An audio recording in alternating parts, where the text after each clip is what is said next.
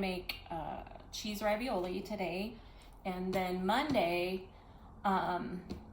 you're going to have the ingredients. If you would like to have them, you need to email me so that you can make sauce with meatballs at home. Please email me so I know. Abigail is the only one that I've heard from. Okay, let's get this started. So in here I have ricotta cheese. I kind of tried to keep it separate. Some Parmesan cheese, about 1/4 cup, and 1 egg. And the egg acts as a binder. So, and then some salt and pepper. And so we're just gonna mix this together. You don't need to get a mixer or anything out. It's not that difficult. And anyways, we're gonna mix it together. And then we're gonna julienne some basil. And remember, I know that I've shown this to you before, but you stack all of your basil leaves like so. There's a yucky one. Like this. And then you're just going to cut them super thin.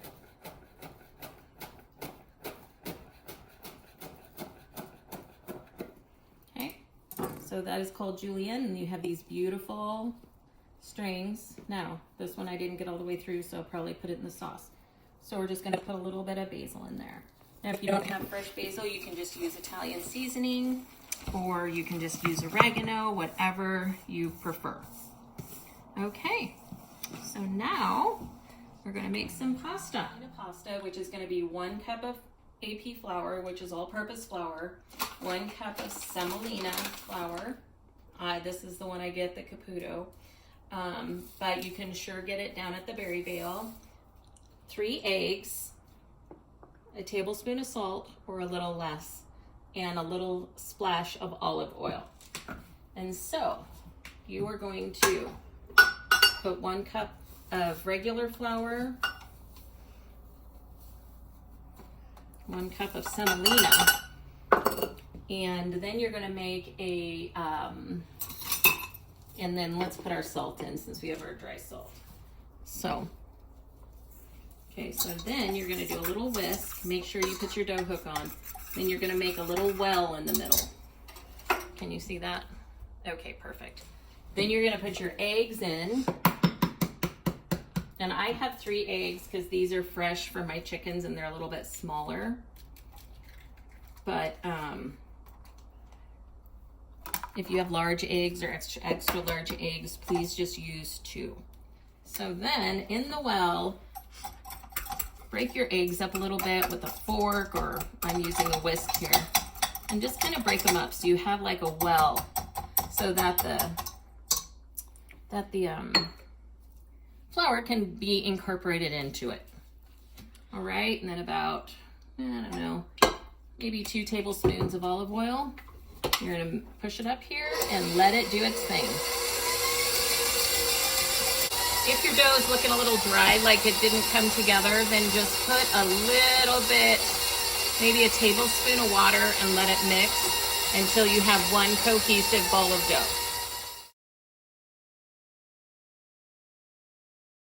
Okay, now we are gonna roll the dough.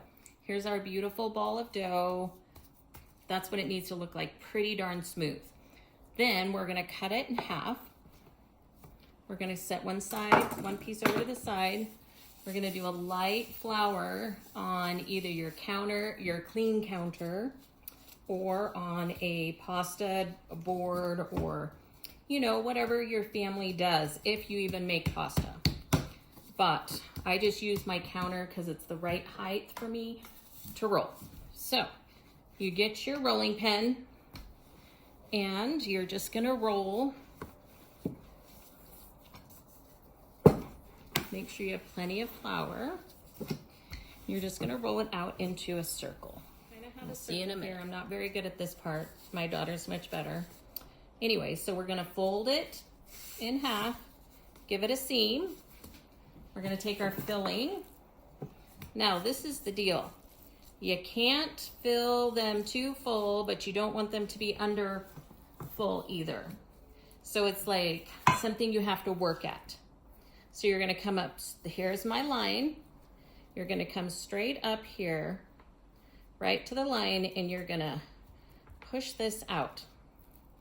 Push your filling out so you have a nice cover, and Natalie's gonna get a super good shot of about how thick this needs to be, because it's kind of a hands-on thing.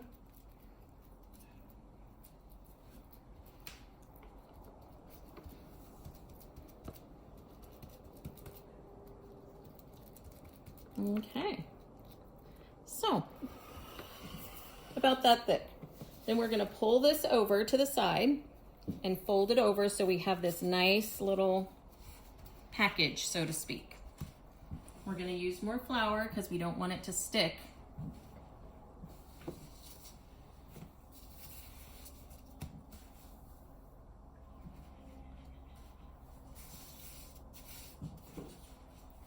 And this is a ravioli stick. This is about 80 years old. This came from my great auntie.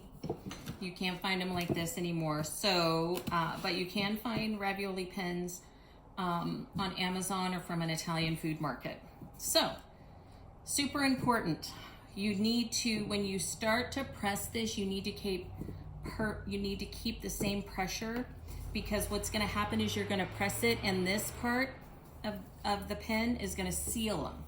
So when you start, you really can't stop.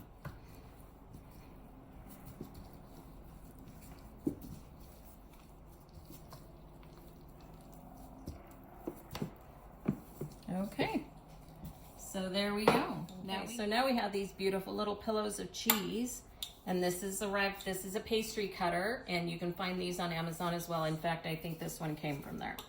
So now you're just going to cut right where it's sealed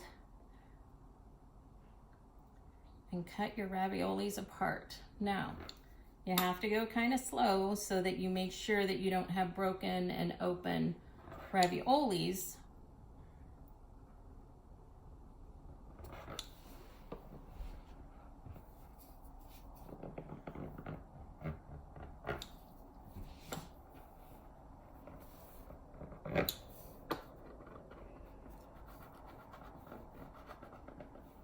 My cutter's not working.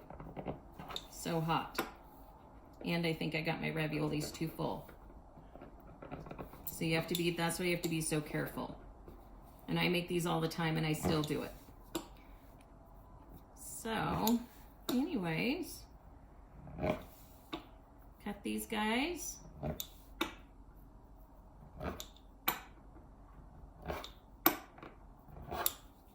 And there you have beautiful homemade cheese ravioli. All right, guys, so hopefully you can make these or something like them. You can also roll your dough out and just seal it with and make a bigger one and seal it with a glass or something. But if you want to use my ravioli pin, you're more than welcome to. I just need to hear from you. Also, please, if you want to have ingredients to make the spaghetti sauce with meatballs on Monday, you need to give me an email. You need to shoot me an email so that I can get the stuff to you. You'll be able to pick it up on Monday at the school. Thank you so much.